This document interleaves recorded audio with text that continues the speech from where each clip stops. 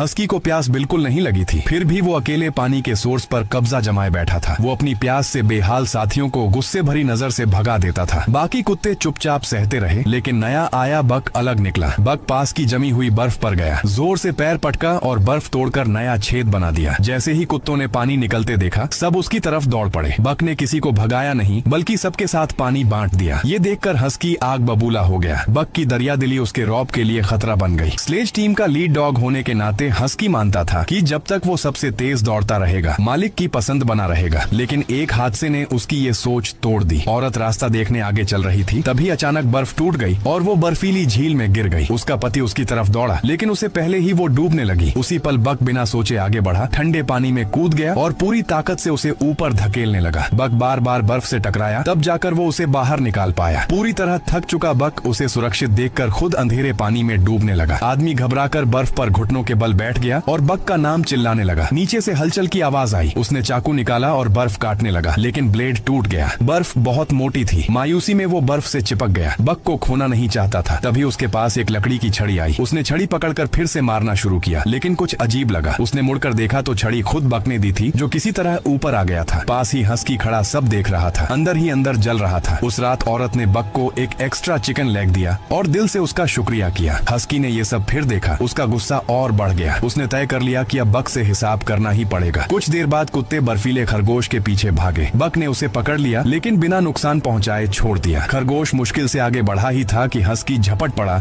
और एक ही काट में उसे मार दिया। ये सीधी चुनौती थी। हस्की बक की तरफ बढ़ा। एक झुंड में सिर्फ एक ही लीडर हो सकता है। शहर में पला बढ़ा बक पहले कभी लड़ा नहीं था और डर गया। हस्की ने पहले हमला किया। आकार में बड़ा होने के बावजूद बक की कमीज साफ दिख रही थी। वो बार बार जमीन पर गिराया गया और उठ नहीं पा रहा था। हस्की जीत के नशे में उसे चिढ़ाने लगा। फिर वो बाकी कुत्तों को डराने लगा ताकि दोबारा रौब जमा सके, लेकिन अब बाकी कुत्तों का सब्र टूट चुका था। वो बक पर भौंकने लगे, उसे उठने के लिए उकसाने लगे और अगले ही पल बक खड़ा हो गया। उसने दांत दिखाए, डर अब गायब था और सीधे हस्की पर टूट पड़ा। इस बार जीत बक की हुई। पूरा झुंड उसकी जीत पर खुश हो गया। अब हस्की की यहाँ कोई जगह नहीं बची थी। हस्की दुम दबाकर वहाँ से खिसक गया। अगली सुबह जब टीम के पास कोई लीड डॉग नहीं था, तो बक अपने आप आगे आ गया। लेकिन आदमी को लगा कि बक को अभी अनुभव नहीं है। बक ने विरोध किया, लेकिन आदमी ने उसे पीछे खींच लिया और एक बूढ़े अनुभवी कुत्ते को आगे लाया। मगर वो बूढ़ा कुत्ता उदास बक को देखकर हार्नेस पहनने से मना कर दिया। वो न मालिक को नाराज करना चाहता था, न बक को। इसलिए वो जमीन पर लेट गया और हिलने से इनकार कर दिया। मजबूर होकर आदमी ने आखिरकार लीड की जगह बक को दे दी। देरी की वजह से आदमी को लगा अब देर हो जाएगी, लेकिन उसे हैरानी हुई जब उसने देखा कि बक के नीचे पूरी टीम पहले से भी तेज दौड़ रही है। इस रफ्तार से वो लोग शहर 2 दिन पहले पहुंच जाएंगे।